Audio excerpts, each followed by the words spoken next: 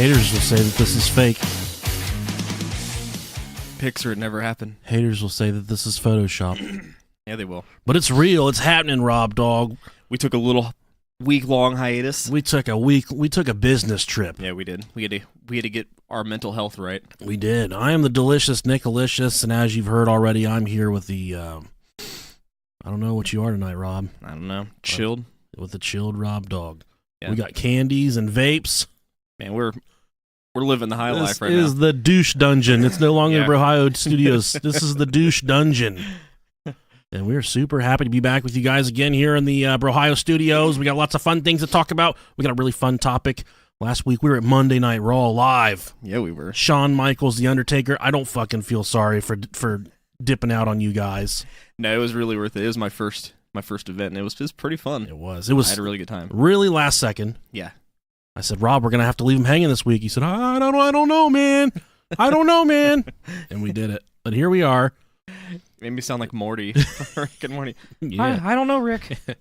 Before we go any further, though, we have a long list of new patron subscribers. Some subscribed for 3 days to get their name said, and then they deleted themselves, which is completely fine with me because that's the name of the game. And maybe we need to take weeks off more often if we're getting all these new people. We play the game.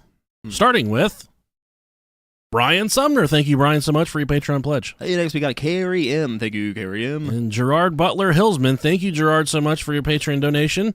Ian Bellward. Thank you. That's Ian with an E, an I. And we also have Carl Melendez Jr. He's kind of like, I'm a little bit American, but I'm a little bit taco. I like tacos and stuff, so my mom named me Carl, but I'm also Carl Melendez Jr. That's like, isn't there a place called Carl's Jr., like a restaurant? Yeah, maybe that's family. It's called Hardee's here. Or if you were my daughter and you can't read cursive, you call it Handies. And every time we drive past it, I laugh really fucking hard. Dad, I need Handies. I need a Handy. Next we have, I'm going to mess up this last name, but we have Matthew Pereira. Matthew P in your butt Pereira. Thank you, Matthew, so much. Sounds good. And York Peppermint Johnson. Thank you for your Patreon pledge, York. These next group of people, is this people too? I know they're people. No, they're fucking Android bots, Rob. There's pictures by them, so they're a little bit different. I couldn't effectively copy and paste. All right. Jessica Rothberger, thank you. Thomas Stubbs, and that has nothing to do with the size of his wiener. Thank you, Thomas, so much. Chris Jordan, thank you very much. And one of our all-time favorites, Maggie Devine. The ever divine Maggie She Devine. sent us a video. She said she's from Ireland. She said, if you don't start making some podcasts for me, I'm going to burn your fucking houses down. How's that sound? And I said, oh, sweet mother of God, we better make a fucking podcast. We better. Nothing pissed off like a person holding a handful of Irish Springs ready to punch you in the side of the fucking ear, right? Yep. Next on the list, we got Jessica Hunter. Thank you very much. Jessica Dick Hunter, thank you so much. Brandon Brooks, thank you, Mr. Brooks. Jordan Wilson, thank you. Elizabeth Canales. Her face is very familiar to me. She's very active in the butt chuggers. Thank you, Elizabeth, for the Patreon pledge. Reagan Holcomb, thank you. Not half the cum. She wants a whole the cum.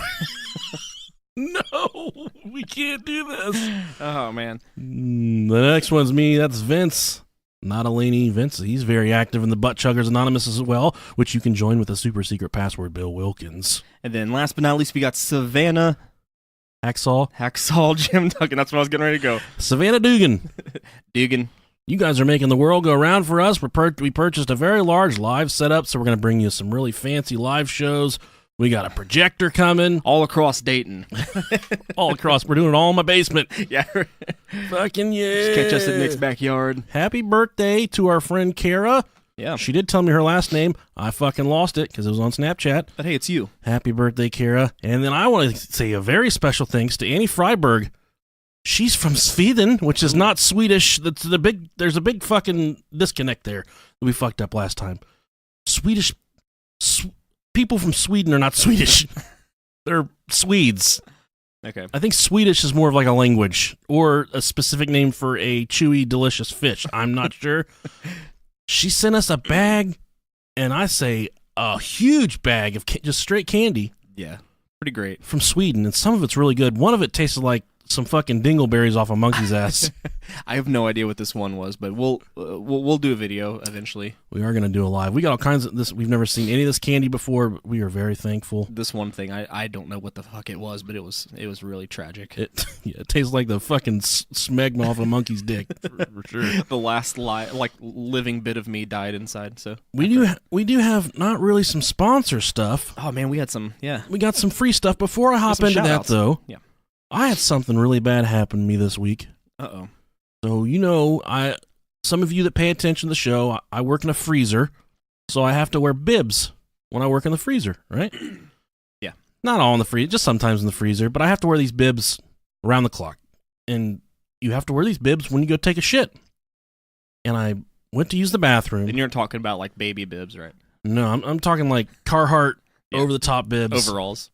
But my wife makes me wear a bib at Golden Corral. Right. That's natural. So I unbuckle these bibs right at my nipples, and I flip the overalls back, and I sit down, and I'm just blowing it up, because every day about 7:30 a.m., it's coming, whether I want it to or not, Rob. It's just coming. That's what he said. Pure, fierce, just dragon shit. Ooey gooey waffle stomping goodness.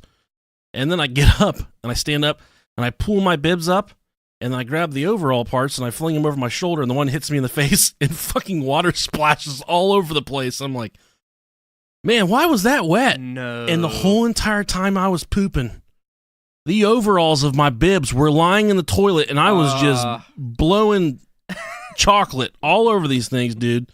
And I flipped them over my shoulders, like, oh God, that's wet. What? Why is that wet? Oh my gosh. If I had $1 for every time I've asked that question in my life, like, why is that wet? Why is that wet? That's rough. So I got poop bibs in the face, and I didn't have the. I was scared. I'm gonna be honest with you. Yeah, it was. I don't know what I have. I would have been terrified. But I think there's a divide in my body. My top half of my body does not have what the bottom part of my body has. A dick. Right. Well, that yes. Okay. Good. Debatable. Good to know. But I think I got some type of medical condition going on below the waist that I don't have above the waist. Okay. I think my body's given out from about It may be. From like the opening of my penis to the edge of my butthole. There's something really bad going on in there, but the top half of my body doesn't have it. It's all the Mountain Dew abuse. Hard, fast Mountain Dew abuse. Yeah. It'll get to you. And we got some free stuff this week. We did. We don't do sponsors or advertising yet. If you're listening to Metallica and you want to advertise on our show, hit us up. There's always that set amount that will, yeah. Right. Well, we like free stuff. Someone says, hey, I want you to try our product, and if you like it, tell everyone about it. Yeah. And we got a package from Jordy at Ridge Wallets. Oh, man, so good. That's RIDGE, Ridge Wallets. They do like a minimalist type wallet that has an RFID blocking, Rob's got his right now. Carry it on me. They do aluminum wallets, titanium, carbon fibers, and these wallets are fucking awesome. So yeah, they're amazing. If you're tired of carrying around a wallet that makes you look like an 85-year-old man that still fists himself, live your life, man. Not only that, what's great is that it's really tiny and like thin and slim, and I got a really sensitive right butt cheek where I keep my wallet. Dude, I got an apple bottom. My ass takes up all my jeans, okay? Right. And I can't sit on it for too long or else my ass cheek goes numb. Sometimes I just like to drop it low, girl, drop it low. And if I got the bulky wallet going on, the Casper ain't sliding, you feel me? Yeah. And what's great is that now my wallet literally consists of just the stuff that I need. Exactly. I got all that other shit, my old crappy wallet sitting in my drawer. And I pull it out and people think I'm a fucking stormtrooper. I'm like, no, this is a wallet from Ridge Wallets. And the cool thing about these guys, they said, check it out. If you like it, tell everyone about it. But here's a promo code, BROHIO10. That's BROHIO10. We don't get absolutely anything from that. We don't care. We just got the wallets. They're fucking awesome. We can stand behind them. We can stand behind the product and how tough and rugged they are. Yeah, I put a hurting on wallets usually. So and this hasn't the only thing you put a hurting on. I didn't say what kind of wallet. Good old meat wallet. An old prison pocket. You check out that wallet in there. And I was really excited about this as well. We got a bunch of vapes. Because Rob and I don't vape. For real. We bought one the past a few months ago. Rob's hitting that. Yeah. Easy, fella. Easy on the popcorn lung, fella. That's that dragon fire right there. And the guys from DFW Vapes Oh my gosh, they went above and beyond. They sent us all kinds of vape juice. They said, "You guys like to vape?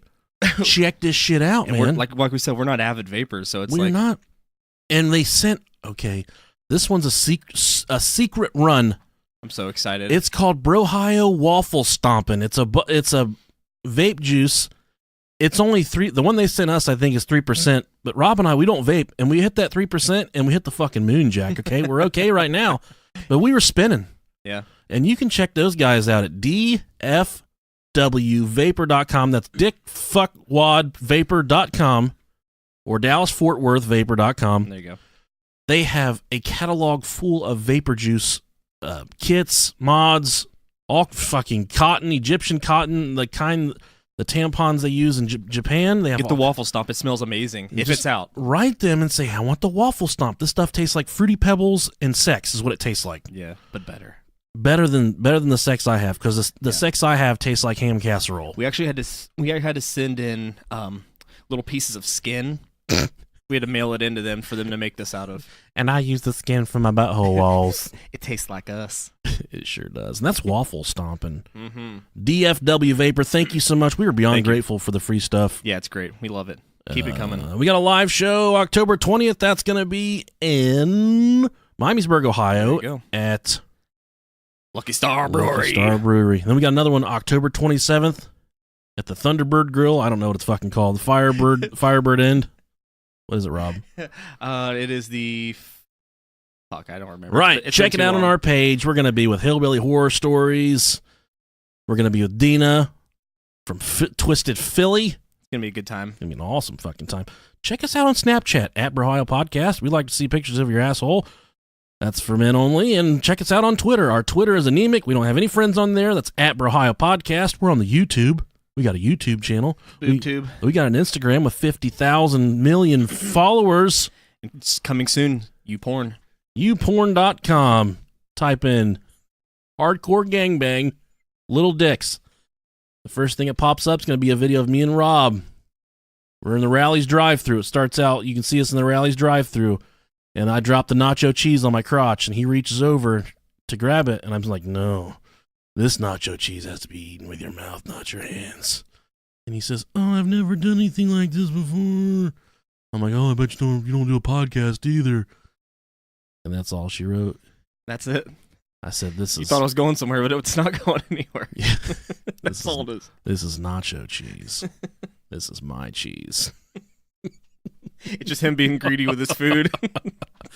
I'm just starving in the passenger seat. How are you going to drop all them Rally's fries? Checkers. May I have another, please? Is that man licking nacho cheese off that man's balls?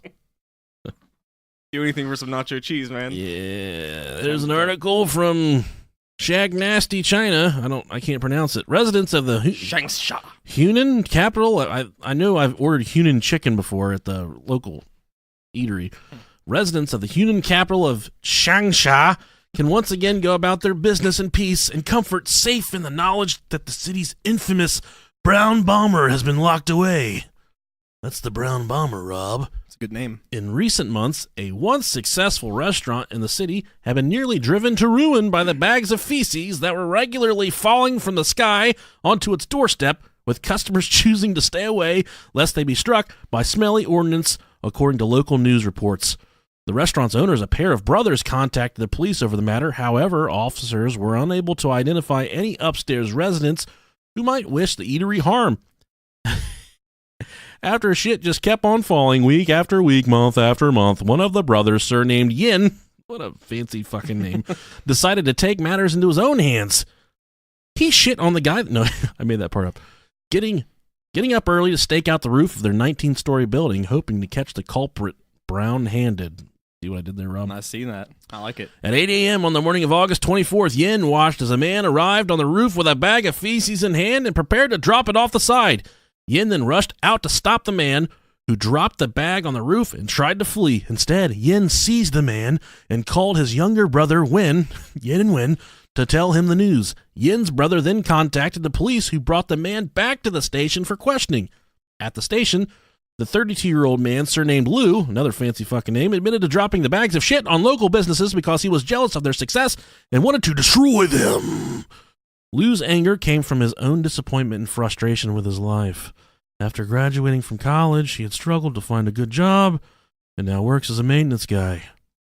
Police say that Lou may have been responsible for more than 20 scat attacks in the area. Scat attacks. Go to that's so YouPorn good. and type in scat and get back with us on that one. He has been placed in detention for 15 days.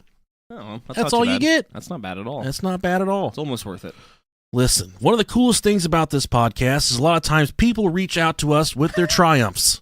We celebrate with you. Sometimes people write us and say, hey, I'm in the hospital. My kids are very sick. Mm-hmm. I leaned on you guys. You got me through a hard time. I'm laughing at you. I just want to say you're doing a good job. That shit keeps us fucking going. It does. We like that. That is the absolute best stuff in the entire world. We celebrate with you guys. We see you on Instagram. We see you on Snapchat. We see your promotions. We see your kids' first days, and we rejoice at this stuff. We're rejoicing with you. But then sometimes you get fucking assholes that go, they skip the 5-star, the 1-star review on iTunes. Right. And if you are listening, that's the best thing you can do for us.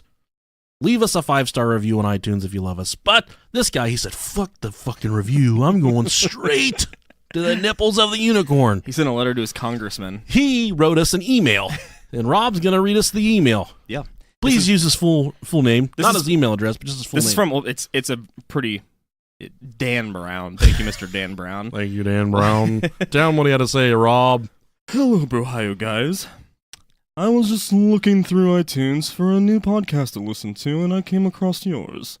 I like topics about government secret projects, and you had a couple interesting episodes that looked interesting, so I downloaded them.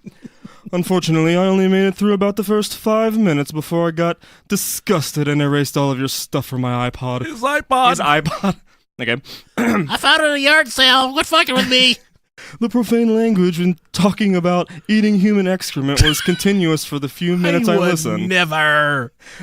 Definitely not a good first impression. It's too bad, really. I wanted to hear what you had to say, but I doubt you had anything worthwhile to say anyway. A foul mouth is an excellent indicator of poor character and a juvenile mindset. Sign me up.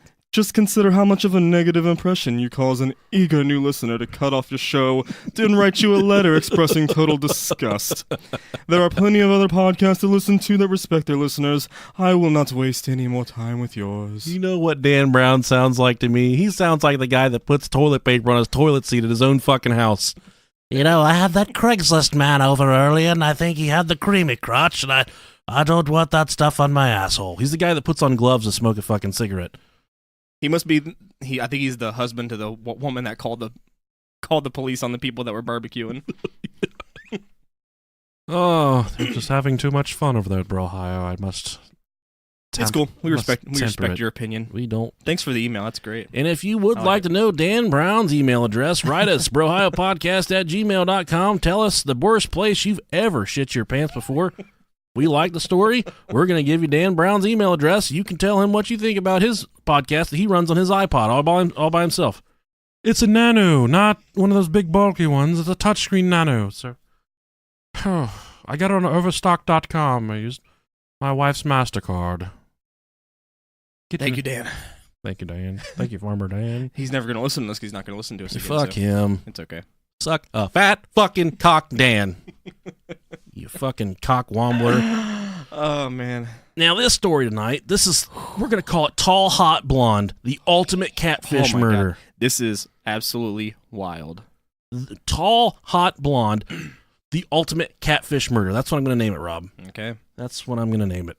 But before I do name it, thanks for sticking around this long, 19 fucking minutes. We're sorry. I'm going to save real quick. It's been a week. We've got a lot to talk about. I'm going to save real quick. Okay. This story is about a fellow named Thomas Montgomery, to be, You guys aren't even ready for this. It's a story of a middle-aged man. Tom was your all-American dad. He was a former sniper in the Marine Corps. He was a pudgy, big belly, white New Balance, grilling, balding, pop bottle glass motherfucker. Just goes, I'm proud to be an American, where at least I know I can get down on AOL. He had 2 teenage daughters that he raped.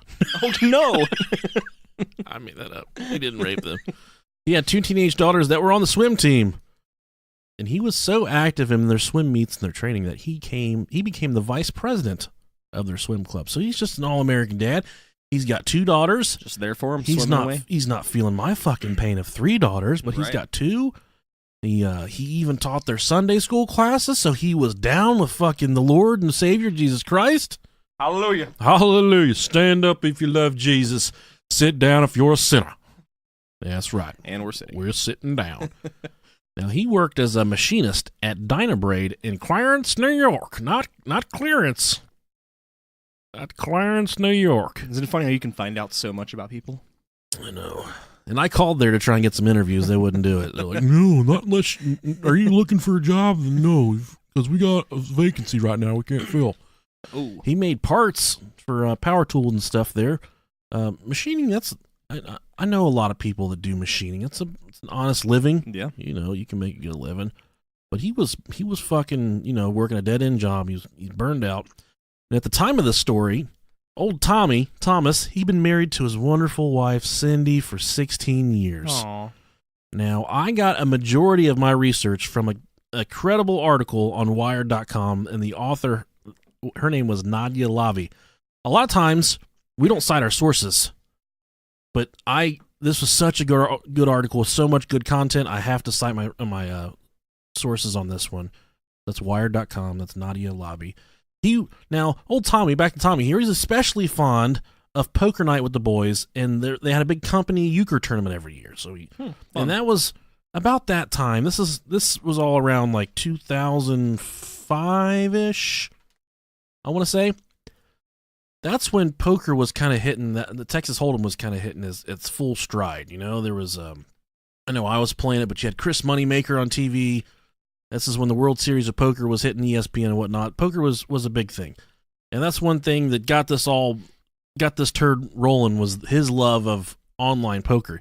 He liked to play online poker, online Texas Hold'em, on Pogo.com. Are you familiar with Pogo.com, Rob? I've heard of it. Way back in the day. That's man. old school. Yeah. Pogo.com. You can go check it out, see if there's any pictures of old man nuts on there. Let us know. I have no idea how to play poker or anything, so it's... Poker in the front, liquor in the rear. Oh, I know that I one. know how to play that one. Oh. I know how to 69 with a man. I know how to 69 with men, too. That's called a triangle. You get 3 guys at one time. Yeah, I like that. We call that the Satan Triangle. Not only was Tommy, was he mingling in these Pogo chat rooms? Because, when you're playing online poker, that's what you want to do. You want to fucking hang out in chat rooms, pick up hot babes and shit. But he would sometimes enter the teenage chat rooms. Oh, my goodness. But he was looking to lead little teenage girls he was a Sunday school teacher. I want to teach you Trying about... to bring him to the Lord? I want to take you to the cross on Calvary. Then I want to fuck you in the butt real hard with my man dick. He was like, how old was he? He was about 46 or 47 whenever this all went down. So what kind of guy? He's chatting up with these teenage girls. He's going to these teenage chat rooms, and he didn't really. I think from the research that I can tell, he didn't initially have ill intent. Any 46-year-old man in a teenage chat room, he has ill intentions, I would say. But he didn't really display a lot of ill intentions initially. Yeah. But you'd think to yourself, what kind of fucking guy do we have here? But he wasn't necessarily doing anything too horrible yet. One day, while he was hanging out in these chat rooms, he was IM'd, and that's instant messaged for you kids out there. Look it up. It was a thing. That's what we used to do back in the day when we couldn't send each other pictures of our assholes and pussies. We would instant message. We'd say, be right back, BRB. Like a text message through the computer. Gotta get my fucking pizza rolls out of the microwave. Just got to jerk it off with the keyboard. I gotta wipe it off before my dad comes in here and smacks the shit out of me and sees me sitting here with his fucking credit card. Told me if he caught me with his credit card again, he's make me stay at Uncle Burl's again. I don't feel like going to Burl's house because he fucks me in the butt. Old Merle. Old Merle. Now, he was instant messaged by a user with a screen name TalHotBlond. Oh my God. TalHotBlond. TalHotBlond. What a lucky guy. Fucking jack motherfucking pot. That's the jackpot. That's like the best case scenario. If that happens to you, you're penis immediately grows 3.5 inches. Oh, I know. Mine that would more than triple my penis. Mine would fall off. I can't handle all this weight. TalHotBlond, huh? So naturally, if someone, this is back in the day. This is over 10 years ago. This is back when people were more honest than they are now. Yeah. So if their screen name, There's no Neve around. no, To tell you what's going on. Catfish. Their screen name says TalHotBlond, you go with it because you know they are. They're being honest. Yeah, if that's their name. She wants to fuck you, bro. Exactly. But she was not trying to solicit him for a good time. She wasn't looking for sex. She was wondering what the fuck he was doing as a 45-year-old man in a teenage chat room. She said, take your old saggy scrotal sack and get the fuck out of here. Okay? Your old saggy nuts. But he said, whoa, whoa, whoa, whoa, whoa. It's not what it seems, all right? This is my dad's account. I'm Tommy Jr.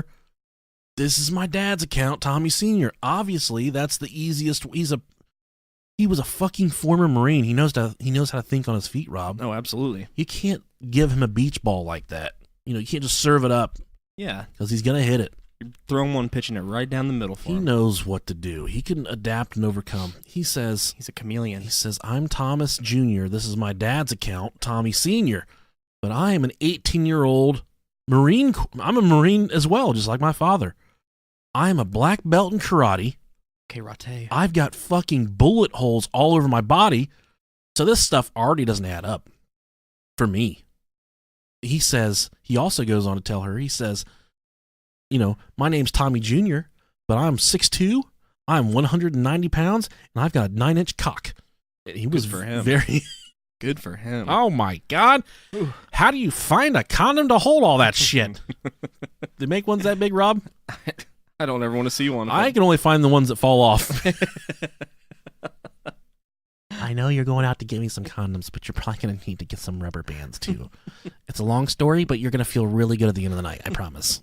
They're not for your nipples either. It's for the condom. My penis is really small. You gotta use the one for like braces, rubber bands for braces. Like that big. Yeah. I'm sorry. Normally it's inverted, so you've caught me on a good night. So there is no Tommy Jr., okay? You may be confused at this point. There's only Tommy Sr., whose actual name is Tommy, or Thomas Montgomery. So we're gonna keep on talking about Tommy Jr. and Tommy Sr., but it's the same fucking guy. It's the same person, yeah. Catfish. He's pretending to be younger than what he is. Right. So Tommy Jr., he's a Marine, he's a black belt in karate. He's got a bad motherfucker. He's a BMF. Yeah. Now, TalHotBlond, she was a 17-year-old girl from West Virginia named Jessie or Jessica. And the first thing I'm going to say when someone tells me they're from West Virginia, I'm going to say, you're lying through your tooth. But no, this really was Jessie. She really was a 17-year-old girl from West Virginia. Albeit a very beautiful 17-year-old girl from West Virginia, which would eventually get Tom so fucking rock hard that he would just, He's playing him. He said, it's time to fucking go. So naturally, a 17-year-old girl, she was very intrigued by what Tommy Jr. had to offer. He portrayed himself in a light that made himself very desirable. He was only 18 years old, but he was already a war veteran he had battle wounds. Fucking bullet hole, he's a fucking badass, like you said. Mm-hmm. Tommy Jr. went on to share very many candid things about his life with Jessie. And back then, when you're chatting with people online, you just put it all out there, Rob. You say, last night I jerked off and I wiped it in the cat's hair, and I've been eating at me, and I haven't told anyone about it, but here I am. I took my away message off just so I can come here and tell you what I did to the poor little cat. Speaking of cats, she's not in here tonight. Yeah, she's not. I'm lonely. She's gone. Yeah, it's okay. He enjoyed the Marines. No, I'm sorry. Tommy Jr., he told her that he joined the Marines when he was 17 because he raped a cheerleader. The only fucking way. All right. Right. He felt like he had no direction in his life. His mom died from cancer when he was 12, and from that point on, he needed something more. So he raped this girl. He raped this cheerleader. I need a way to sound really fucking hot. Girls like rape, don't they? I raped a cheerleader. How do you feel like? How do you like rape? Are you a cheerleader? That sounds kind of rapey, but people from West Virginia are turned on by that stuff, though. Well, I don't know. I don't like that sex where they just give in. I like it with a little bit of bloody nose and struggle with it. It's too easy. I like struggle sex. Yeah. So, Tommy went off to boot camp where not only did he learn how to become a Marine, but in that short time that he was at boot camp, he became a fucking Marine Corps to be a man. Sniper too. So he told Jesse that he was not only a Marine with bullet holes, he was a fucking scout sniper, okay? The baddest of all Marines, which I don't know if that's true or not. I know there's Marine recons are pretty fucking hardcore too. If there are any Marines listening, well, fucking thank you for your service. Yeah, I would never say anything bad about a Marine. Thank you for being fucking bad, except for this Marine right here that didn't exist. I'll say, well, he's an exception. Now, Tommy, he was getting deployed to Iraq very soon, even though he had fucking bullet holes. And there wouldn't be much time for Jesse and Tommy Jr. to connect and, become a couple. Now, this was right during the heyday of Operation Iraqi Freedom, one of the most meaningful wars ever fought in American history, I will say that. Oh, yeah. Thanks a lot, Obama. So, as a 17-year-old girl from West Virginia that probably doesn't even have a cell phone, doesn't have a phone, probably gets a newspaper delivered by a guy on a fucking donkey every day. She just knows that there's a civil war going on between America and Iraq. She thinks it's a civil war, but she doesn't know any better. She just, poor little 17-year-old Jessie, she's fallen for all of it. Hook, line, and sinker. She's fallen in love with this war hero. I feel bad for her already. Yeah. Poor thing thinks there's a civil war going on between us and Iraq. Now, they did think of a fucking awesome way to keep in contact. This is how clever he is. The best way for them to keep in contact. Not another red flag or anything, but he says, Tommy Jr. says, I've got a way we can bridge the gap. You can talk to my dad, Tommy Sr., while I'm away. He's got special contacts, and he can get messages to me a little quicker than it would be by sending it via snail mail. I'm assuming they fucking had email at this time. Oh, yeah. Nonetheless, yeah. Tommy Jr. says, just, go through my dad from now on. I think that was his early way of possibly trying to kill off Tommy Jr. Yeah. To make it only Tommy Sr. So, but regardless, it's him.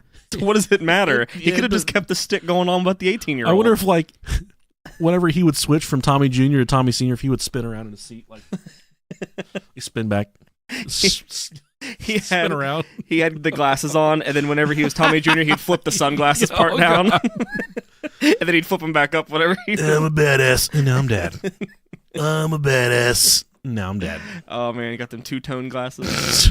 Once it get dark when you walk outside. Oh, man, it smells like someone just mowed some grass out here. He'd hold him up to his window. Oh, goddamn fucking hemorrhoids are flaring up again. And so, yeah, he would, Jesse could just talk to Tommy Sr. He would relay the messages to Tommy Jr. Everything would be perfect. But Tommy Sr. wanted Jesse to know, he said, my son, he's pretty cool and all, but I'm also 6'2" with a big old horse cock also. He told her that. The apple doesn't fall too far from the cock. You think the baby has a big cock until you see the dad's wiener. And then you realize, God damn, that thing's going to break me in half. Oh, man. And he's, in all actuality, Tommy Sr. or Tom. Same scene, same person. It's so fucking confusing. Yeah. Anytime you hear Tommy, it's all the same person. Yeah. He was actually a Marine. He was in the Marines when he was 18 to 22 or whatever. So he wasn't lying about that. He was in the Marine Corps. Jesse would start to call Tommy Sr. to get the messages to Tommy Jr. She would eventually start calling him Dad. Oh, weird. Daddy. And he would pass along the messages to Tommy Jr. Yeah. He would print them off and put them in his pocket, take them to work, and read them in the bathroom. Oh, God, I got this. I'm going to jerk off to this one again. Ah, fuck. Now, Jessie, she's a 17-year-old girl. She's met a war hero. She's starting to fall hard for Tommy Jr. because whenever they would talk, Tommy would portray it. Tommy Jr. would portray how badly he needed her. So at this point in her life, Jessie had never met a boy that just, all out made her feel like that she was wanted and needed. And the thing about girls from West Virginia... Here we go again. I can't do it. Smell like horse manure. I'm just kidding. I don't know if they have Wi-Fi in West Virginia. I know we do have some West Virginia listeners. So sorry guys. Easy target. But she was falling incredibly in love with Tommy because Tommy needed her. They grew very close through their intimate conversations. Jessie falling more and more in love with a man who wasn't really who he proclaimed to be. She was falling in love with Tommy Jr. Yeah. But she was actually talking to Tommy Sr. Poor thing. Who was actually Thomas Montgomery, who wasn't a junior or a senior and didn't have a son. But he did have a wife and some daughters. Can't confirm if he had a 9-inch cock or not. I really want to know that. But I have thought of a new segment for the Brohio podcast. Okay. This is a question I'm going to propose to you every episode. If we have a male in our story, we're going to call this segment, How Big Is It? And Rob, you have to tell me how big you think this character's penis is. Okay. In inches, not millimeters or centimeters. So European. Is this taking over for animal fights? Yes. Is this cock fights? Yeah. Okay. This is called the nub dub. Now for the nub dub, Rob. How big was Thomas Montgomery's actual phallus? Measuring in inches. 4. I laugh like there's something wrong with that. I hope you're ready for 4 inches of fury. Goddamn. Yeah. Wait to beat my hips against yours. You're not gonna feel my penis very much, but I think I like that segment. I do too. 4 inches of fury. 4 inches of fury. Oh God.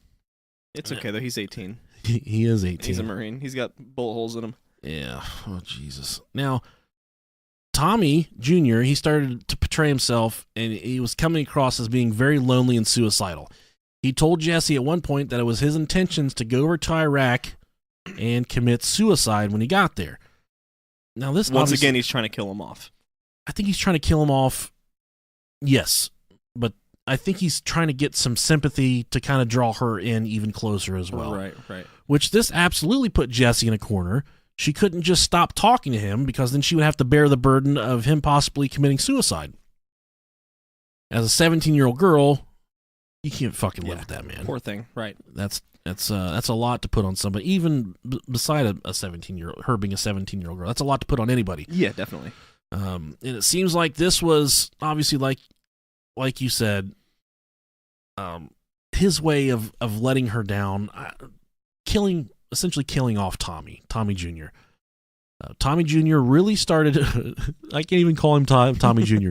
Tommy Jr. really started to confide in Jessie and started to tell her all kinds of really sweet stuff, like, I can't live without you, you're the best thing that's ever happened to me. The fucking fastest way, if I recall correctly, into a 17-year-old girl's underpanties. Hopefully it's been a long time since you had I can't even confirm it actually happened, but it's been a very long time. Yeah. And just so everyone knows, I've been with my wife since we were teenagers. And I love her. And I love her vagina. Hi-yo. And I love Rob's vagina. As their relationship continued to develop, he sent her a picture of himself. Tommy Jr. sent Jessie a picture of himself. And this picture was actually a young Marine that wasn't really him. It was him. Hold on, it gets so much better. There is layers to this. It's great. He sends this picture. It's his picture from when he was in boot camp in fucking 1973 or whatever, right after Vietnam. He sends her this picture, and Jessie eats it up. She's like, oh my God, he's beautiful. He's so handsome. She'll never know. It's a Polaroid. Yeah. There's fucking shit stains and fucking mold on the picture. There's a coaster ring from like his Budweiser. Tommy Jr.'s like, oh, we had a flood. No, fucking got me. Got my picture. Got my Marine Corps picture caught in the flood. And speaking of flood, we are thinking of you, our friends there in South Carolina, Florida area. They got the hurricane rolling through. There's a big, bad one coming through. It's going to fuck everything up. But we are definitely thinking of you guys that are down there. Now, this relationship finally reached the point. Now, this is when the relationship gets legs, buddy. This is when my wife and I, our relationship really took off. They started to talk on the phone. Oh, okay. So you would think that she would talk to him and say, you sound like a 45-year-old fucking man. But that's the thing about men. When they turn 14 and their balls go from behind their nipples all the way down the scrotal sac, their voices get really deep. You can't really tell. Like me and Rob and I, we could be little boys. We could be 15-year-old boys right now. Maybe. Or we could be 60-year-old men. You can't fucking tell. You never will know. I could be Dan Brown. I could have sent that email to the Brohio podcast, upset about my iPod. Were you? And all the shit sludge you people put in it. I don't know. But they started to talk on the phone. There were certain points of the day that were specifically set apart for them to talk on the phone and have their very intimate conversations. Thomas would leave. He would talk to her before he went to work, and then as soon as he got off work when he was heading home, he would talk to her on the phone. That's a lot of fucking commitment. That's a needy guy. Do you remember whenever you were a teenager and you would talk on the phone? You could fucking talk for hours, man. Yeah. Hours. I hate talking on the phone. Now. Can't stand it. What about back then? Oh, back then I would do it for, yeah. Exactly. She's like, why are you so quiet? You're like, I'm masturbating. In a blow-up chair. Oh, I can't believe that. I had a girl fall asleep on the phone with me one time. I was like, oh, I'm fucking sweet. I'm a fun talker. Get up, bitch. I was like, hello? Hello? Have you ever had phone sex before? No. Me neither. I wish that'd be funny. I'm slowly pulling my cock out. If you've ever had phone sex before, write us brohiopodcast@gmail.com. Let us know how bad or good it was, how good it felt on your genitalia. Let us know how it was. We want to know. How was the phone sex? Yeah. Or if you were formerly a phone sex operator, we would love to conduct an interview with you via Patreon. Great. Yeah, that'd be great. That would be super fantastic. Or I know we think we might have one on the Brohio page. If you were ever a cam girl, I want to hear your stories. Or a cam man. Or a cam man, yes. Yeah. There's got to be some good stories, man. I would imagine there's some pretty fucking wicked ones. Oh, I know. Now, sometimes Tommy Jr. couldn't be reached via the phone, obviously, because he's on a fucking tour of duty in Iraq, so Jesse would confide in Tom Sr. I don't know how he fucking pulled this off, how he pulled off the different voices between Tom Sr. and Tom Jr., but the guy is a fucking wizard. He's a magician, okay? He pulled it off, man. He did it. He said, oh, Tommy Jr., and then she would call back, oh, it's Tommy Sr. He's just got fucking shot in the neck. He's fucking dead. He's a modern day, or that time, Billy West. Yeah, but no, he didn't get shot in the neck. He never killed off Tommy Jr. officially, so don't get ahead of me here. She would hit him up because she wanted to talk about Tommy Jr., so she would talk to Tommy Sr. because that's the closest she could get to Tommy Jr. She finally started to reveal pictures of herself to Tommy Sr. To give to Tommy Jr. She said, here's pictures of my asshole. Give them to my son. He's like, oh, sure, I won't look at these. Don't look at them. Yeah, it's like when your parents hide your fucking Christmas presents under your bed. Yeah. Don't look. Oh, yeah, I won't look. Stretch Armstrong. Let's see how tight I can tie him around my balls. I got a guitar one year and I played that fucker for a month before I got it. Dude, my mom and dad they listen. Okay, my dad laughs his ass off. My mom says I am the scum of the fucking universe. Okay, one year I wanted a microphone so bad. Man, look how funny it is how that worked out. But they got me a microphone. Yeah. And I pulled it out. I was snooping. I pulled it out, and all the documents fell out of it on their bedroom floor. And then I put it back in the box and threw it back in the closet. And they didn't know. I didn't know I left the documents out. And my mom walks up to me. She's like, hey, were you snooping around my bedroom? I'm like, I was, but I can't tell her the truth.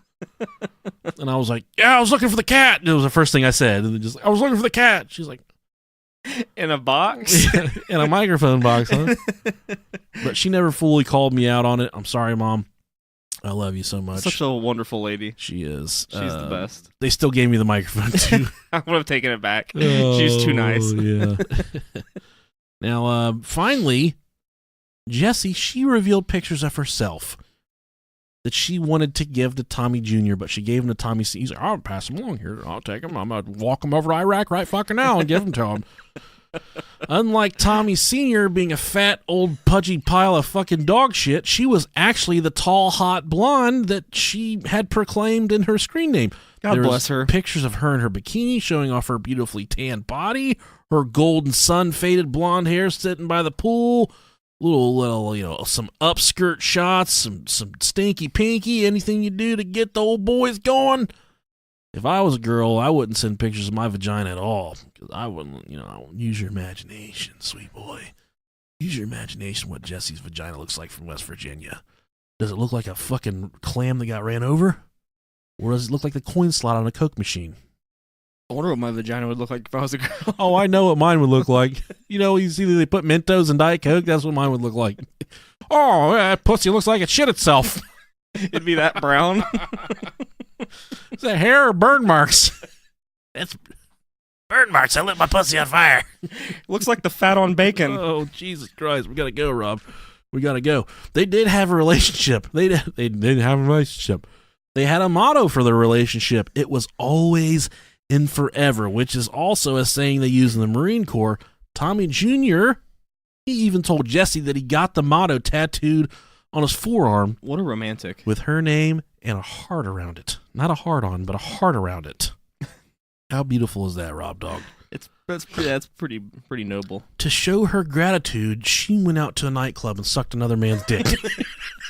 I made that part up.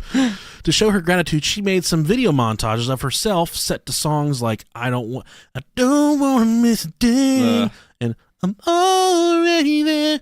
This is so wild. Yeah. Now, the problems you may run into with catfish and pictures, they're usually kind of specific, okay? So Rob and I have talked about this before. We think we've been catfished by some of you people, which is fine.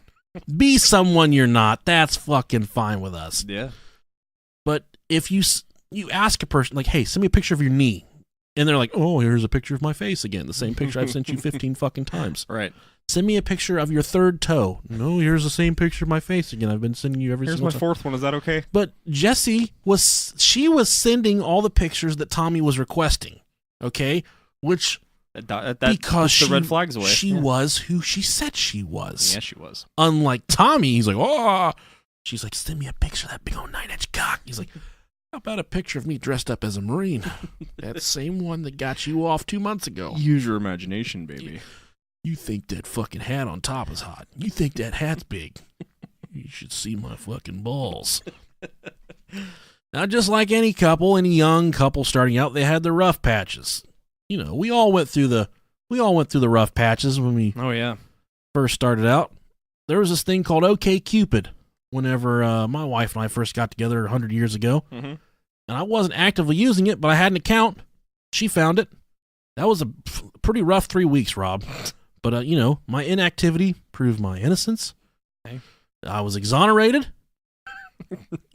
You went to trial. And I've been a good man. I've been a good husband, good father ever since then. So don't fuck with me. Don't fuck with me, man. Now this,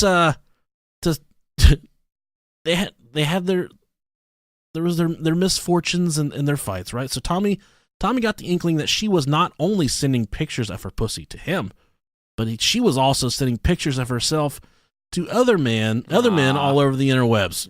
Not while he was in Iraq. You've got mail of a vagina.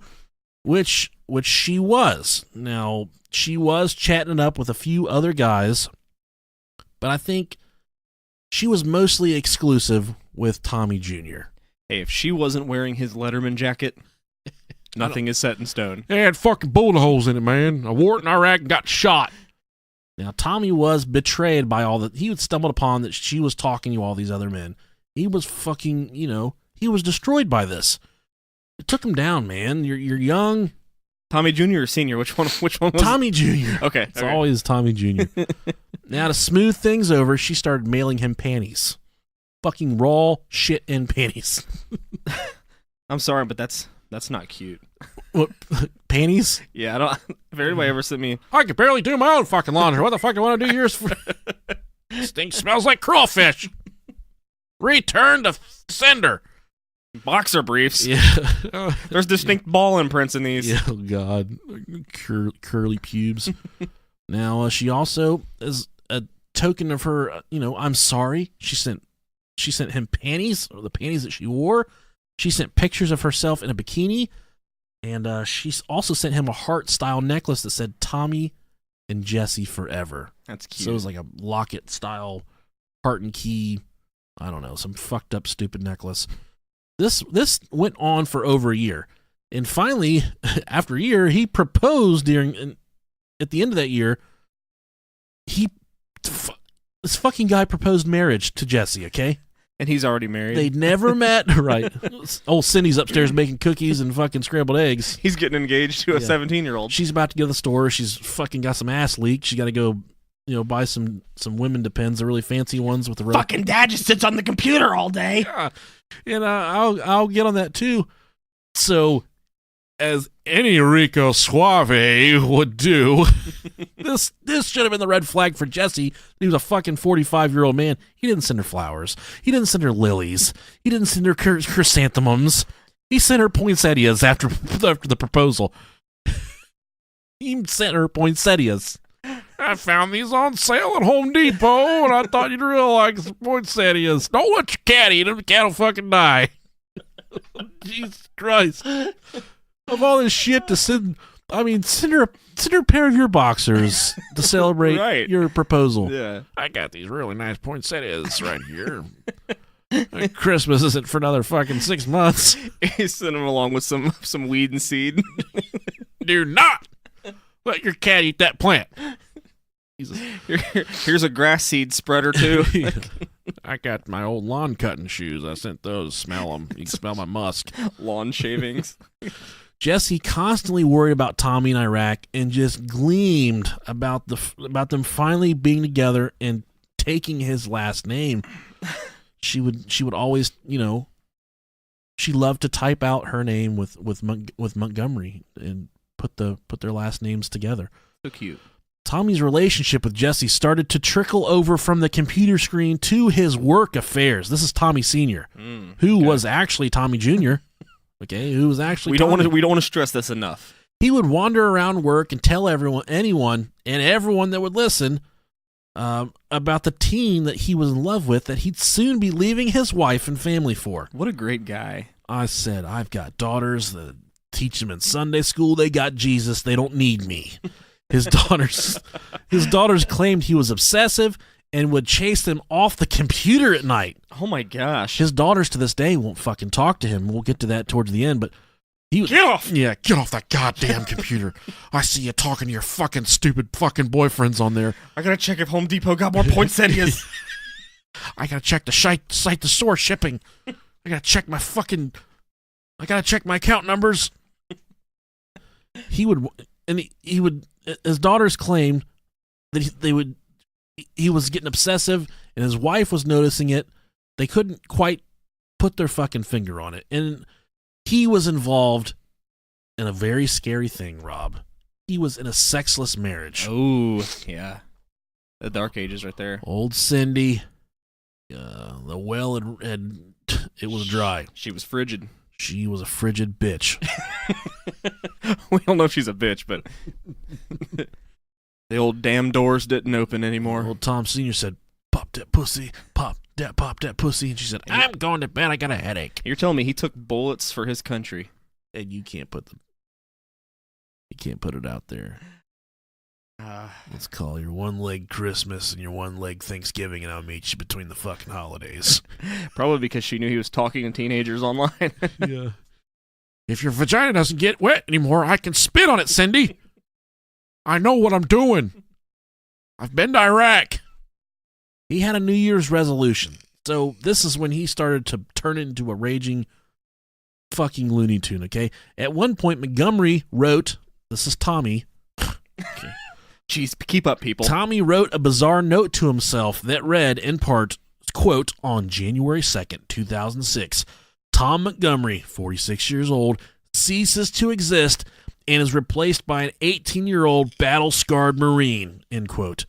The note went on to say that this new 18-year-old resembled a red-headed Harrison Ford. Holy shit. It had $2.5 million in the bank and a 9-inch penis. Because that makes everything true. You'd think Harrison Ford had a big dick. Wait till you see Tommy Montgomery's 9-inch dick.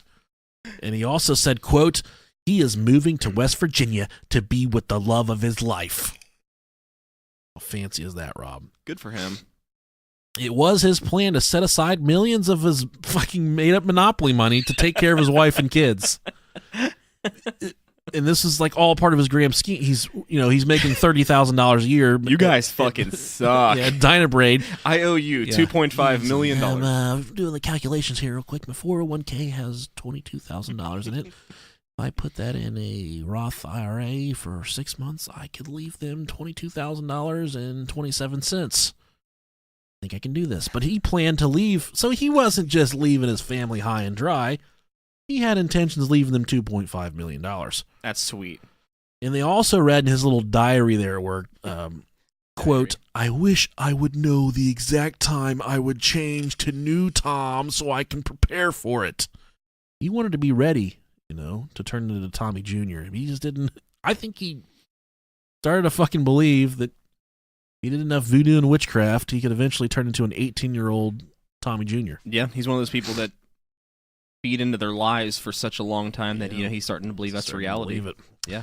Now his wife, Cindy, wasn't hip to him making to his make-believe affair. Aw, Cindy. She didn't know that he was having an affair, but she did take notice that he had an obsessive behavior when it come to the computer and being online. She said he's always on the fucking computer. He's always late to dinner. He don't pound this pussy no more. But maybe it wasn't just a one-way street here. Maybe he wasn't putting out. Maybe his penis smelled like Gouda cheese. Maybe he just jerked off too much. That's what I would think. Guilty. But then in February 2006, the fucking wheels fell off the wagon, Rob Dog. Thank God. Mama Bear Cindy found several items from the packages. The panties, Cindy. the poinsettias, the pubic hairs. Why did you ruin your day, Cindy? Cindy? The pictures of Jesse in the bikini. She found all the shit. Is this what you like? She found the necklace that said Tommy and Jesse forever. She was fucking livid. Ooh, rightfully so. And in quote, this is a letter that she wrote to him later on from Cindy to Thomas Montgomery, Tommy, a.k.a. Tommy Jr., a.k.a. Tommy Sr. Quote, she says, what I cannot believe is that you are living out some bizarre fantasy. As father and son, she wrote in a note to her husband, if you want to separate, we can, but to continue to lie to me and the kids while she is sending your son gifts in the mail is not acceptable. That's like such like a mom thing. Like that's like it is. She went total mom mode on him. She's not opening up the doors for anything, dude. It is not acceptable. Yeah, I just don't feel like having you. I don't want you to breathe on me tonight. Now, Tommy, he told all his friends at work that he continued to live with Cindy. I'm going to stay here. But she made him move into the basement. You want to be on the computer? You can be on the fucking computer for good in the fucking basement. Oh, man. Cindy felt a lot of conviction about what Tom had inflicted on this teenage girl, Jessie, in West Virginia. So she knew that he was faking this life. He was making up all this shit about Tommy Jr. She had teenage girls of herself. Mm-hmm. She felt bad about what Tommy was doing to Jessie. Yeah, definitely. There's nothing more vengeful than a loving, caring spouse that has been fucking cheated on. I would have to imagine.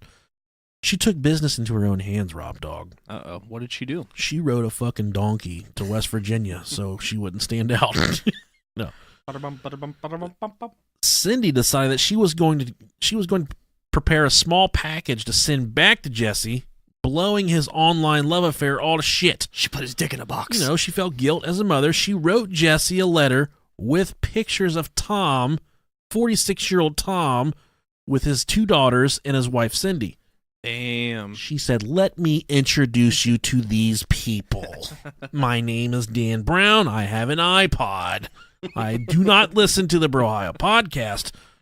She spilled the beans about Tom's 12 and 14-year-old daughters and that he was actually a 46-year-old piece of shit that was married. Cindy, you're cock blocking. She also said there was no Tommy Jr., Jesse. Only Tommy Montgomery, the man you've been speaking of that is a fucking completely made-up fictitious character. She also threatened Tom as a pedophile. Ooh. Rightfully so. He's getting pictures of a 17-year-old girl in her bikini. Yeah, he is. All kinds of kink shit. She said, my husband's a fucking weirdo.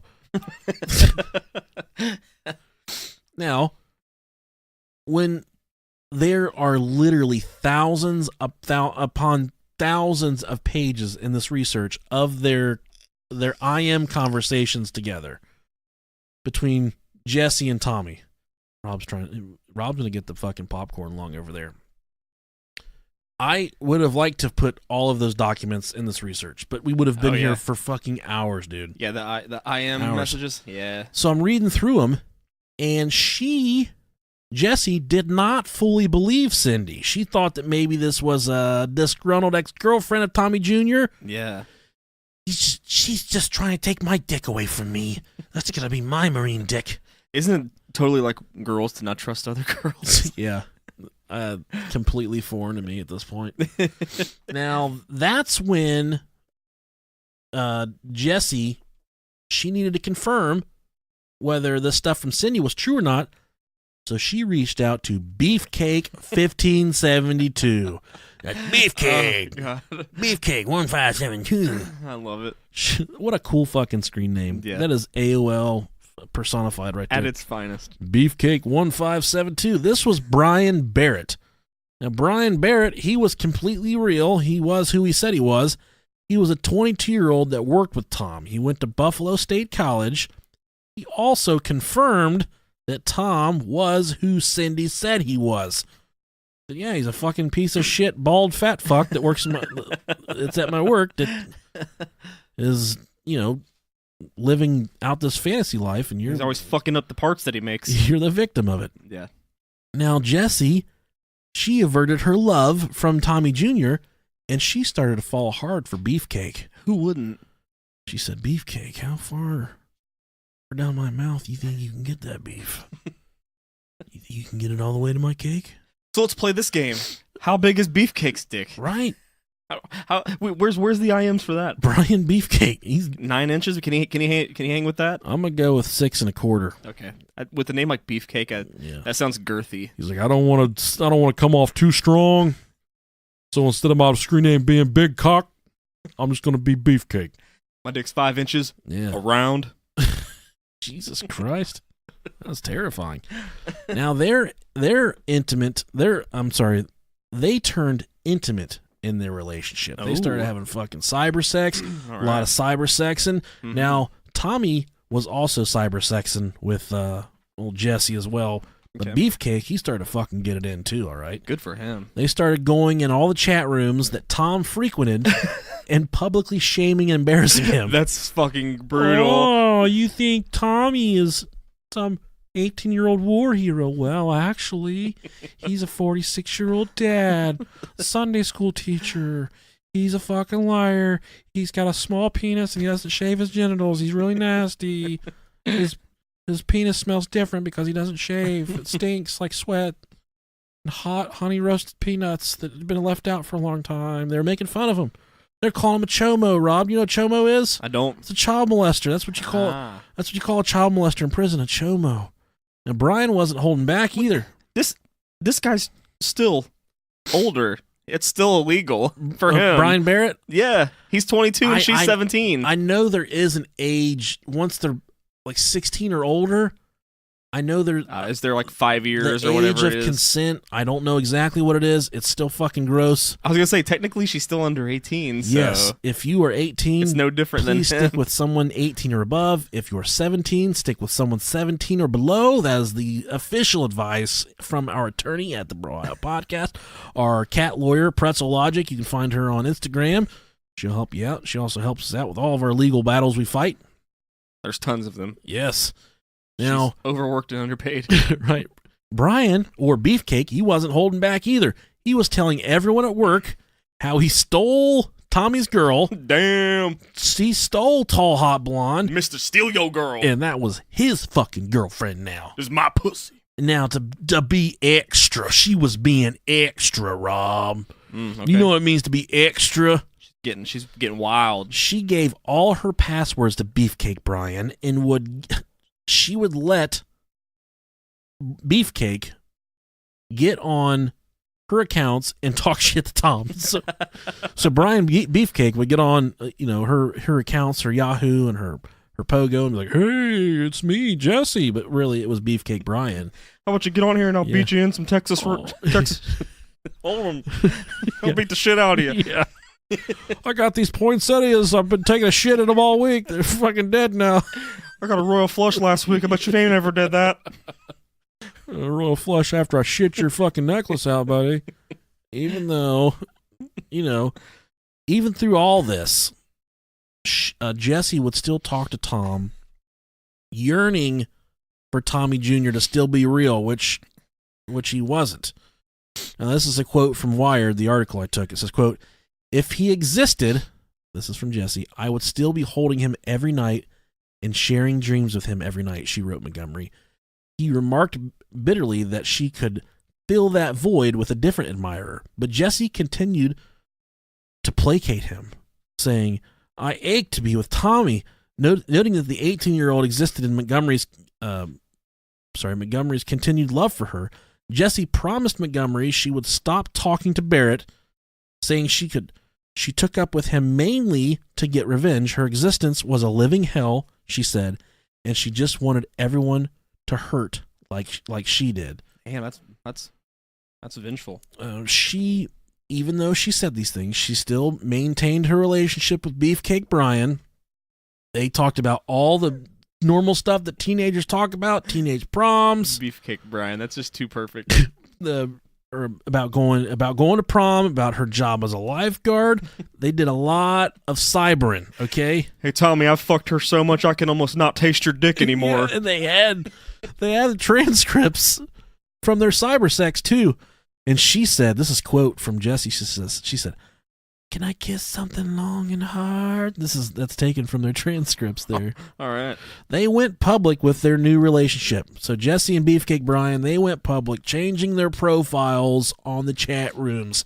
That's how you know it's fucking serious, Rob. Ooh, they it's official. changed their fucking they changed their statuses from single to Jesse is currently in a relationship with Beefcake Brian. Beefcake Brian is currently in a relationship with Tall Hot Blonde. Good for them. They were getting it in. They were in love. They were finally moved past Tommy Sr., Tommy Jr., Thomas Montgomery.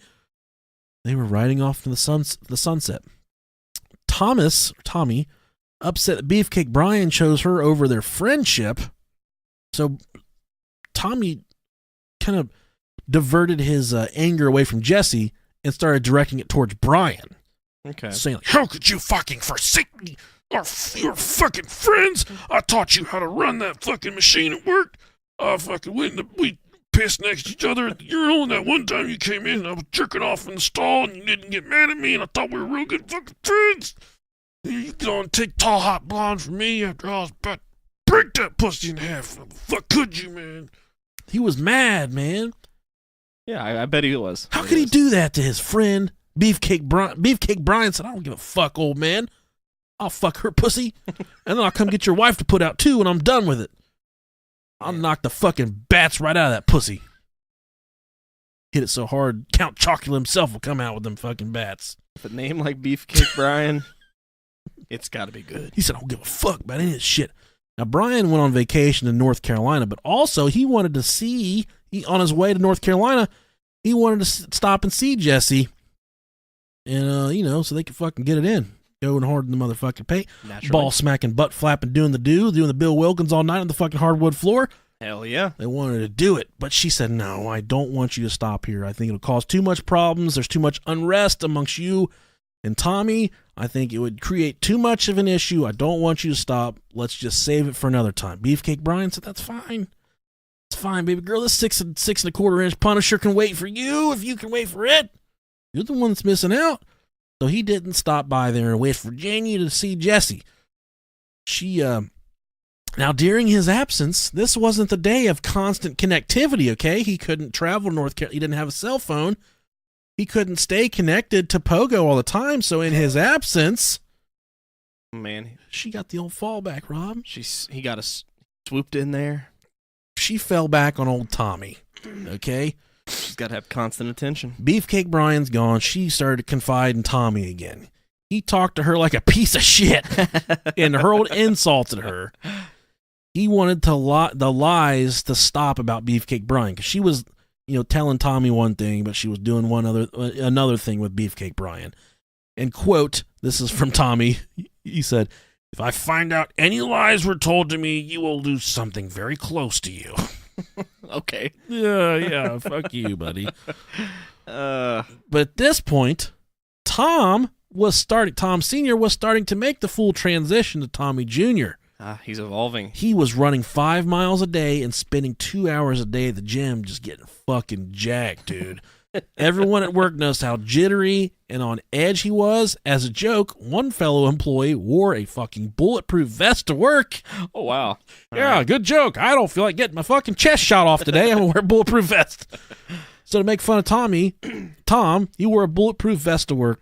All right. That's a really good thing. Just Good for him. Try that. Spending a Yeah. little chunk of his measly pay on a bulletproof vest. I went without food for the month so I could afford this. How much that Kevlar? It's $800. Give it to me right now. I'll wear it to work. Oh, man. He quit. Now, Tom, he quit sleeping and devoted all his time towards waiting for Jesse to come online because That is insane. that was the day and age, man. Where you just sit there and wait for them to come online. And he would always talk about his snake invading her West Virginia fox. Oh my that was like his God. dirty talk to her. Oh, my God. And she said, "You gonna get this fucking snake coming up inside your West Virginia fox."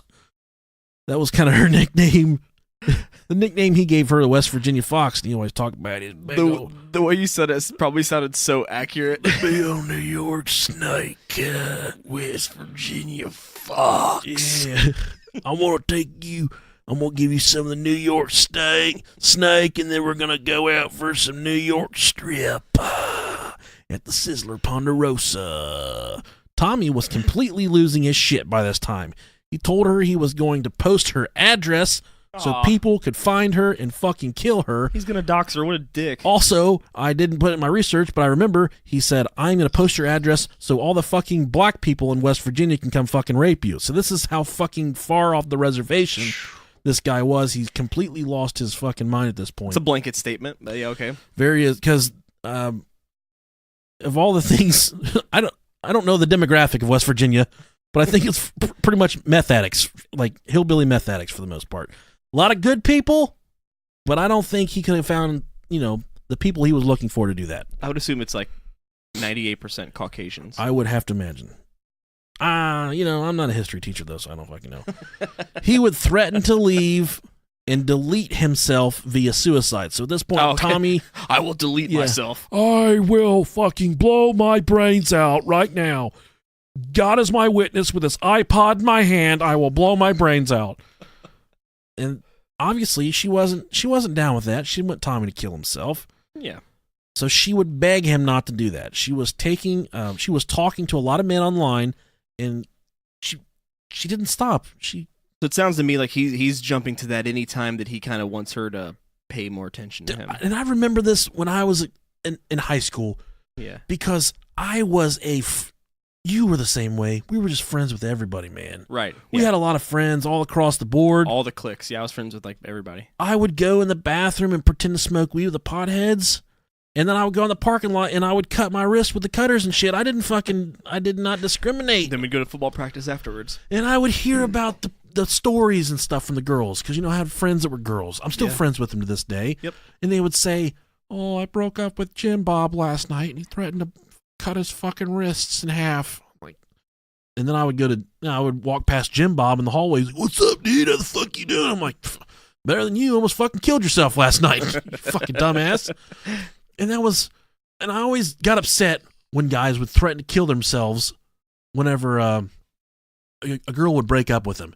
So wild. And this speaks volumes to the elementary mind, the juvenile, It's wild, thought man. process of Tommy here. Your hormones are going fucking crazy at Your that age. hormones aren't supposed to do that at 46 years old. Well, that's true. Yeah. These goddamn balls ain't made anything in years. Maybe he's just a really good actor. Maybe he was he obviously was. He's channeling that He inner was- teen angst. Just spin the chair. Yeah. Tommy Jr. He'd spin the chair. Oh, you got Tommy Jr. now. He'd flap those sunglasses down and Yeah. he'd be ready for business. I'm ready to kill everyone. That includes your vagina. Oh, yeah. Now, and then summer 2006, Tom found out that Brian and Jesse were back together again. And he went through his typical bullshit, but this time it was a little different, Rob. Okay. What was different this time is on September 13th, 2006, Jesse signed off for good. Ooh. She shut down her screen name, TalHotBlond. By this time, she had changed her screen name to something else. She was like fucking Peaches. Cock Peaches or Yep. yeah. Peaches 0617. And now I'm going to read you a text This is the IM transcript All right. from Tommy. I'm going to let you read it. You be Tommy here. You may be Tommy? Yeah, you be Tommy. This is him. This is the end. This is all the stuff he wrote when he found out that she was gone. This is the stuff that, he kept on writing with no reply from her. Okay, so I'm Tommy and you are Tall Hot Blonde, a.k.a. Peaches. Okay. All right. You were a whore, and that's all you'll ever be. So you need Yahoo and Pogo to continue sucking guys' cocks on there. Okay, honey. I'm not your honey. Brian is now. I love you, and I will miss you, Tom. Another lie. Goodbye, baby. And whatever. I'm leaving now. Sure you are. And you will be back, but you've made your decision, so live with it. You got what you always wanted. Brian, alone with his cock whore. Run to Brian, you cock whore. He's waiting on you. Yep, liar. I knew you and Brian would get together on here, and you just wanted to get rid of me, so you got it. And you keep on lying, yet you'll never delete Pogo or Yahoo.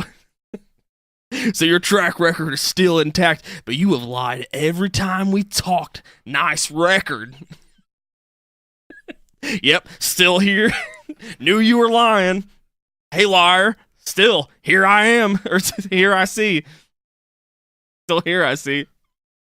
Oh my god, this guy's fucking nuts. Keep going. He's talking to no one at this point. Yeah, he's talking to absolutely nobody. He's getting no response from anyone. He's just fucking talking. Your GF is just like you. Nothing but lies. Keep her with you. She is nothing but your West Virginia whore. So keep her the fuck away from me. You wonder, you got her. That's him talking to Brian. Yeah. And then, let's see here. Conversation, blah, blah, blah, blah. Is this too... Okay, never mind. See, you're talking to Brian. Guess you can't help but lie about not wanting him. Hey, whore. You suck. Your boyfriend Brian's... you suck your boyfriend Brian's cock today. I just wanted to say you suck. Hey, whore, you suck. Damn it. I wanted it to be like that. That would have been so much better. We can make it whatever we want, Rob. And then we go here. Are you here? You waiting for your BF? You can answer. Okay, play your game. She's just trying to play poker. Yeah. Are you here? You can answer. Your BF won't mind. What's this? Come on. Cunt woman. Come on, cunt woman. Your boyfriend Brian won't mind you talking to me. Or are you talking to your BF here? This fucking guy. Losing his fucking nuts, dude. He's completely out of his gourd at this point. And this is like, these are different days. Yes. It's like these are days, spaced days in between. So these start like in the middle of the fucking night, too. Yeah, these start, let me see here. The last time she responds looks like September the 13th. That's when she says, I'm leaving now. Yeah, she signed off for good on September 13th. And then, so from September 13th, he continues this conversation all the way to the 16th. So this is three days of him talking to himself. Good for him. Hey, whore! You suck! Your boyfriend's cock! On September 15th, he called Jesse. Now, all this time, he's fucking writing her in the middle of the night, and she won't write. Why wouldn't you just fucking call her? Could have just called her. Yeah, he finally gets the big enough cojones to call her in the middle of the night. And when she answers, he's screaming and losing his shit, only for her to hang up. That day that she hung up on him was the straw that broke the camel's back. Later that night, on September 15th, at approximately 10:16 p.m., Brian Beefcake Barrett clocked out at Dynabrade and went to his car.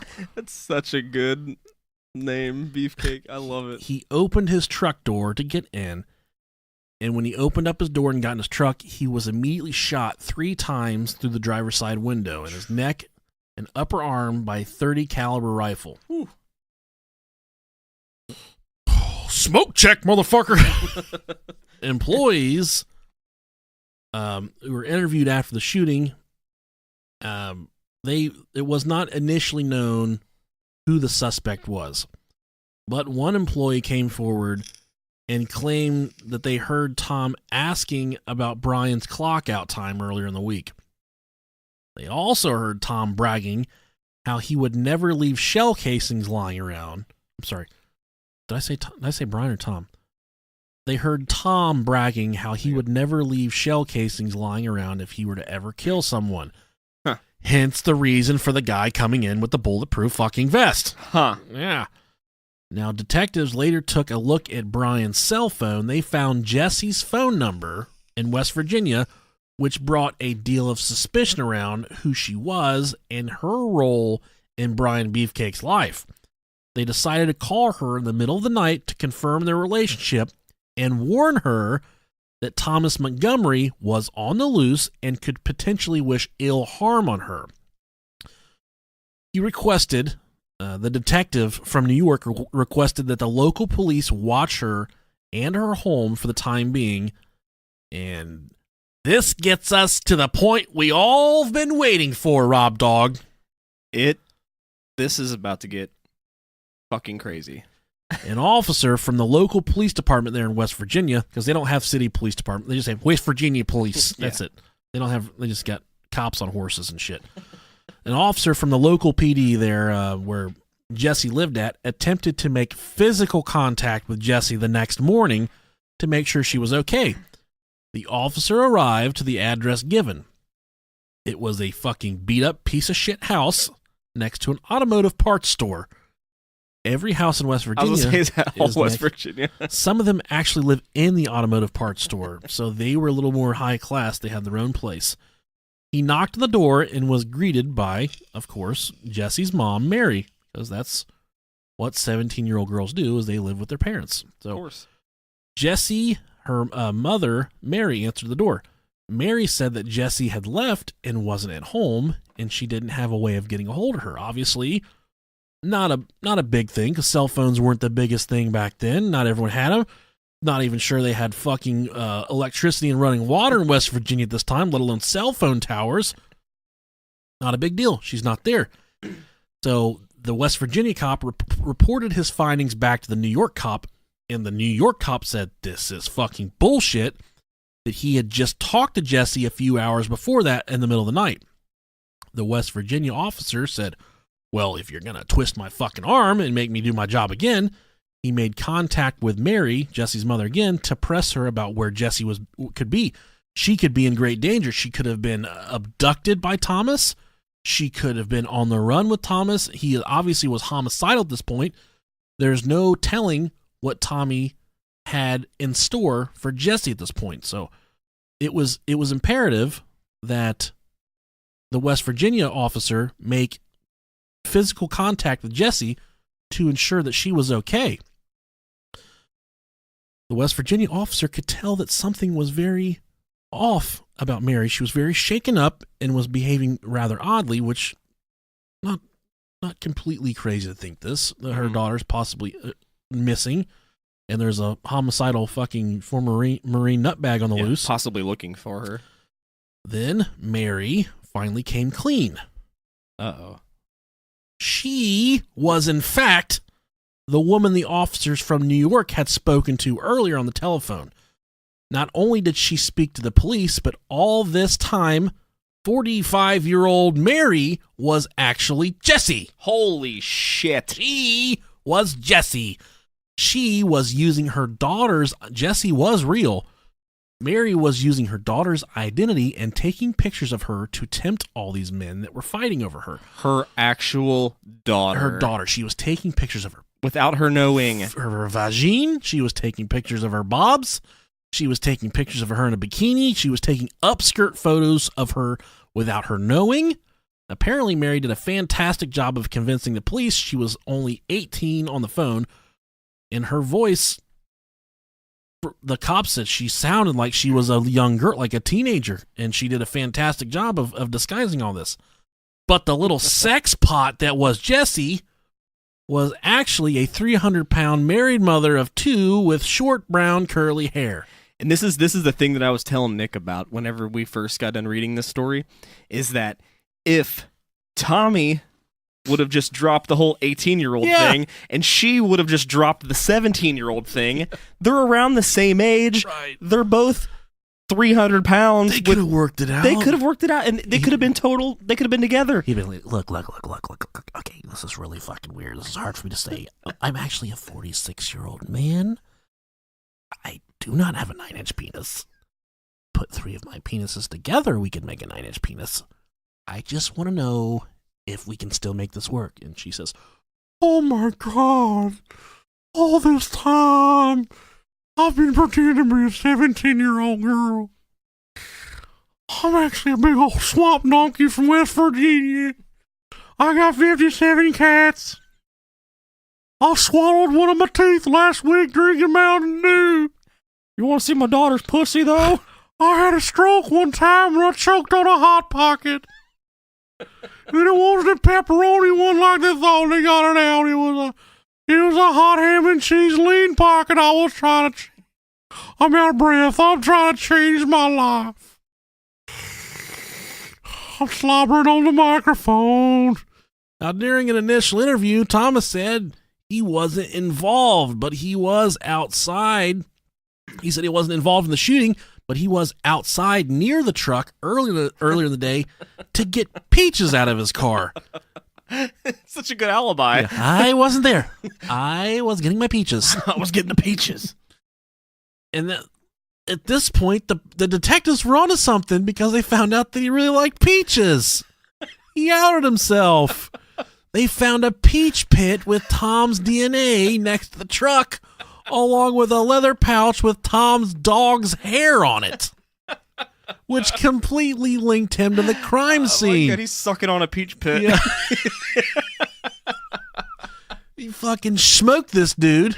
Gotta get every ounce of flesh off this He thing. fucking shot him, then turned around and said, "Take that peach pit. I'm gonna... Oh, God. That's for Jesse. He spit the peach pit on him. Don't touch my fucking iPod." It's so disrespectful. Now, they performed a search warrant at Tom's house in addition to Jesse's G-strings or Mary's G-strings. Lord fucking knows what is going on right now. No one is who they say they are. We've got fat chicks in West Virginia. We've got teenage girls getting pictures of their pussies taken. We've got a fat Marine in New York who's sucking on peach pits. Fucking space-time continuum is broken. The cops don't know what the fuck is going on. I think this is how universes are made. People are dying. There's a guy, Brian Beefcake, a shot in the neck. There's cats. I know Mary had cats. There's no 300-pound curly-haired woman from West Virginia lives in a house next to the automotive store without cats, Rob. Oh, man. I like cats, and that's the sad part about the story is the cats probably had their mom taken away after this. God, this is such a good story. And the dog's hair was on the pouch that they found. That's how they said, we found a leather pouch. Like, you fucking shoot somebody, don't leave anything behind. But he left behind a leather peach. But he won't leave any. He won't leave any bullet shells. Yeah. He left a leather pouch and peaches.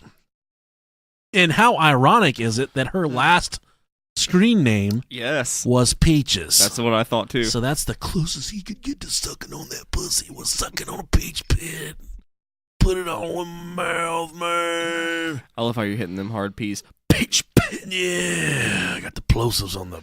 Got the plosives. In addition, they found during a search warrant, they found Jesse's G-strings at the Montgomery house. Police also unearthed a photo of his gun cabinet containing none other than a .30 caliber rifle, now missing from his cabinet. At the time of the questioning, Thomas Montgomery, had no idea he had been conned by Mary. So that's the coolest fucking part about all this. The cops weren't like, "Would you do it for Jesse?" They never told him that Jesse was actually a fucking swamp donkey from West Virginia. They didn't. That's my favorite part of the whole entire thing. They just left him fucking dangling, dude. On November 27th, police arrested Thomas Montgomery on murder charges. He denied killing Beefcake Brian Barrett, saying he'd gone to a local restaurant and arrived home between 10 p.m. and 10 p.m. before the killing took place. I thought he was getting peaches out of his car. No. His wife estimated that he arrived a half hour or more later. She said, "No, motherfucker, you getting timed out by this pussy. You been hitting this pussy for 16 years, and you done broke this pussy. He motherfucking did it." She probably wanted him. That was probably her. Yeah, that's her out. It's sad that Brian Beefcake Barrett took 3 to the neck. I'm sorry about that. I pray for your family. I pray that everyone is okay. Everyone's moved on. The healing is going on. But Cindy is probably happy to get this child molester out of her fucking basement. But he identified as an 18-year-old Marine, so it's okay. You can identify as whatever you like. Damn it. Thomas Montgomery's cell phone records also put him in the vicinity of Dynabraid at the time of the murder. He worked first shift. Brian worked second shift, I guess. Investigators intercepted a call that he had placed to his wife from prison that seemed to suggest that the leather cartridge left at the scene was his. Of course there was dog hairs on the cartridge case, he told her. Didn't she remember the state of his car? So he said, "Of course they found dog hair on the leather pouch. Don't you remember what my fucking car looked like? Oh, fucking dog hair in there." So the police used that against him. They had all the electronic paper trails from all the chats because he didn't fucking wipe his hard drive like a smart guy. Now, Wired, this awesome article I got from Wired.com, they caught up with Mary Schuyler. Ooh. Mary Scheisler. Well, I can't remember her last. Schuyler or Scheisler? I looked her Just up. call her Shyster. Yeah, she's very shisty. Yeah. They caught up with her. Okay. She was backing out of her driveway. They cornered her. They said, "Hey, Mary, we want an interview." And at first she was like fucking cried, but she didn't get prosecuted for anything. She didn't get in trouble for anything. Although what she did was a fucking ultimate catfish job of all time. Yeah. Wired offered her some pogo dollars. Yeah. By this time it was probably like, "We will give you an infinite amount of Farmville dollars."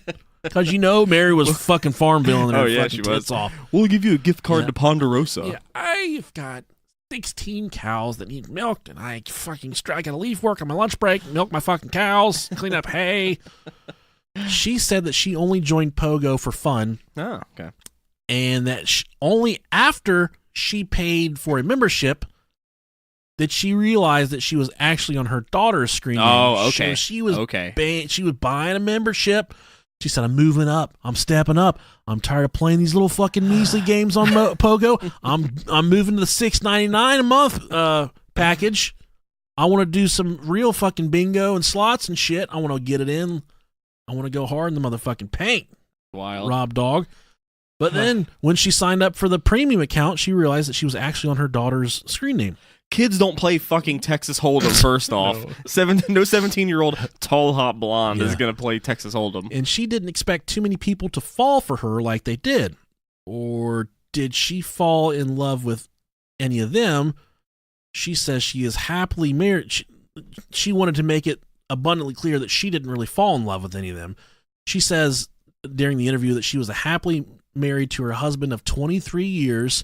And although Brian Beefcake was a sweetheart, and when he initiated the flirtation, she didn't know how to discourage it without revealing her true identity. Tommy, she said, was a child who needed someone to show him they cared. she kept talking to Tom after Tommy. So after Cindy sent the mail, the truth bomb to Jesse, Mary said she kept on talking to Tom after that to keep Tommy Sr. from taking advantage of other 18-year-old girls in chat rooms. So When noble. really, she wasn't really an 18-year-old girl in the fucking chat room to begin with. Yeah, she's noble. She should have fucking stopped, and she knew that, but she didn't. Old Thomas Montgomery, in April after he was arrested, he tried to commit suicide unsuccessfully after receiving a letter from his daughter stating they wanted nothing more to do with him for the rest of their fucking lives.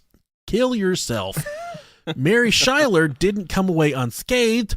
Her husband divorced her, or cousin left her as West Virginia, we're not sure. Her husband divorced her over her deception, and her daughter Jessie, the real Jessie, she cut ties too, moving in with relatives in Virginia, where she was attending college. Montgomery pled guilty to first-degree manslaughter. That's a pretty good fucking deal right there, That's dude. not bad, yeah. He only got 20 years, although he's now appealing, claiming that his plea was coerced. So he's fucking going through the rigors there. Good luck with that, buddy. Psych. And there is one documentary you guys can check out. It's called TalHotBlond. Of course it is. Hotter than a fucking $5 pistol, buddy. Hotter than a two-pecker billy goat. That is such a good story. That's an hour and 36 minutes of the dumbest shit you've ever heard in your entire life. Yeah, it is. Haters will say it's photoshopped. Yep. I say thank you so much for tuning in. Yeah, thank you guys very much. Very, very much. We're doing a Patreon-sponsored episode next week, I think. Okay. We got one of those due. All right. I believe it's a very, very good topic. I think it's going to be fucking scary. Ooh, nice. I gotta get in touch with this gentleman. Okay. We also have our Q&A episode that we're going to be doing. We're going to rip that out this week, hopefully. We're going to, since we were such pieces of shit last week, we're going to try to double it up this week for you. We're going to rip it out like broken anal beads. That's going to be a long one, I think, so It will be. if you know what I mean. What do you think of this story here, Rob? What do you think about the Tommy Montgomery story? I think, I don't know. I think I'm still standing by the 4-inch cock. I bet you are standing by the 4-inch I'm cock. standing right by it. I'm sitting on it. Let me see that 4-incher, boy. I don't know. I think this is a fucking awesome story. It is. It's like a holy shit, this is crazy. Oh my god, this is really crazy. So I've got this new thing going where I really want to start. We're doing episodes about guys or girls that are still actively incarcerated for their crimes. I think I want to start sending them mail, like sending them prison mail, and see if we can get responses from them. That'd be pretty cool. Yeah, I think we'll send old Tommy a fucking ask him if he deleted Brohio podcast off his iPod. Wonder if he ever saw the swamp donkey afterwards. I wonder if he still doesn't know. We should write him a tell. Man. Let's draw a picture in fucking crayons, like this big old fucking fat monster with like a pussy that looks like it's been melted off. Green skin and Yeah, shit. it's a succubus. Send him a picture like, are you familiar with Mary Schuyler? What a stupid fucking name. Oh, man. And Jesse Schuyler is very hard to find on the interwebs as well. I would imagine that all of those people probably just remove themselves from the world. If not, that she probably doesn't go by Jesse Schuyler. Jesse Schuyler, if you're a listener of the Brohio podcast, send us an email at brohiopodcast@gmail.com. It's probably like Jessie Marie. It is Jesse. Yeah, she goes by her middle name. Or she might live in that little, there's a couple spots in West Virginia that are a little bit hood, so it could be like Jesse Go Hard or Go Home Smith, something like that. Dude, I hate your to, man ain't shit, Schuyler. Jesse Beefcake Schuyler. I hate to fucking extend this episode any longer. Queef cake. Oh, man. I hate to extend this episode any longer, but that's my absolute fucking pet peeve, man. On Facebook, when people give themselves a middle name, like And it's like fucking 30 words long. Jared Raised the Flag Thompson. Trevor Lights Out Thompson. I don't fucking get it, man. Get that money. That's what. Get that money. Oh, man. Rob, so good. get that money, Brohio. You're like You're describing every Dayton rapper there. I That's know. right now. If you're a Dayton rapper and you're listening to the Brohio Podcast, send us an email, brohiopodcast@gmail.com. If any of you want to talk to us, send us an email. Hit us up on our social medias. Yeah, don't be like Dan Brown, though. Please be like Dan Brown He took- so we can fucking out you on the show. He took time off of writing the Da Vinci Code to write us an email. I have not cleaned my condo in 4 to 5 hours. Filthy. What if it was that Dan Brown? Yeah. I'd be like, okay, fuck us. Yeah, fuck you. Fuck you, Dan Brown. You fucking douchebag. All right. Somebody's got a small dick. Thanks for listening, Small Dicks.